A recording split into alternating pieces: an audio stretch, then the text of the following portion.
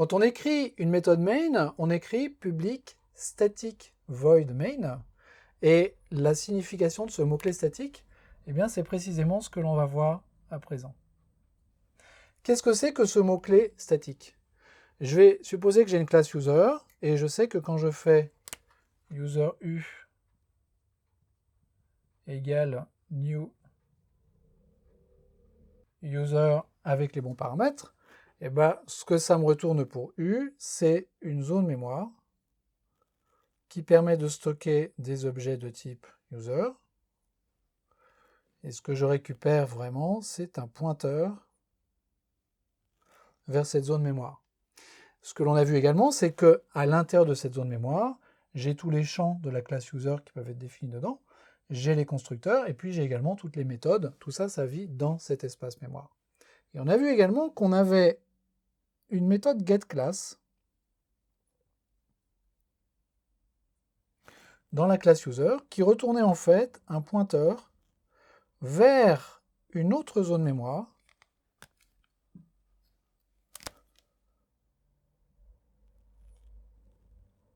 qui peut contenir un objet de type classe et qui en l'occurrence représente la classe user. Alors, il se trouve que par construction d'une application Java et par construction de la façon dont la machine virtuelle Java fonctionne, je n'ai qu'une seule zone mémoire, je n'ai qu'un seul objet pour représenter la classe user. Ça, on appelle ça en fait un singleton. Un singleton, c'est quelque chose qui est unique dans la mémoire, et cette classe user, elle est représentée par un objet qui est unique. Donc si je crée plein de users, et que je fais getClass sur tous ces users, c'est toujours le même objet physiquement en mémoire que je récupère. Il se trouve que dans cet objet, je peux enregistrer des informations. Et les informations que je veux enregistrer dans cet objet, classe, ce sont les informations statiques. Alors par exemple, je vais créer un champ statique dans cette classe que je vais appeler n et qui va prendre la valeur 0 au début. Ce champ, je peux le mettre privé, je peux le mettre public, peu importe. Et puis dans mon constructeur, je vais faire n++.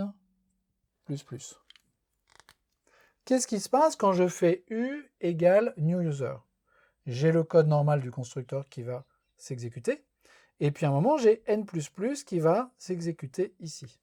Ce n ici, c'est un champ qui est statique, et du fait qu'il est statique, il n'est pas enregistré au niveau de la zone mémoire de mon instance de user, mais au niveau de la zone mémoire de la classe. Mon champ n, physiquement, il est ici. Et donc si au début il avait la valeur 0, eh ben, il va prendre la valeur 1. Là j'ai fait user u1 égale new user. Si je fais user u2 égale new user, qu'est-ce qui se passe? Je crée une deuxième instance de user. Donc en mémoire, j'ai une deuxième zone pour stocker un utilisateur qui est créé. Ça, c'était U1. Ça va être U2. Deuxième pointeur. Et cette deuxième zone possède également un pointeur vers la classe user. Et comme on vient de le dire, cette instance, elle est unique. Donc, ces deux pointeurs-là ont la même valeur. Ils pointent tous les deux vers la même zone en mémoire.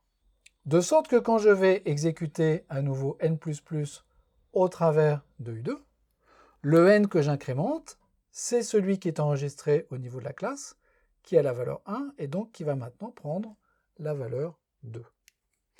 Les éléments statiques que je peux déclarer comme ça, ce sont des éléments qui sont enregistrés avec la classe et qui sont indépendants des instances que l'on peut manipuler. Ça, c'est quelque chose qui est très important à comprendre et qui va avoir des conséquences.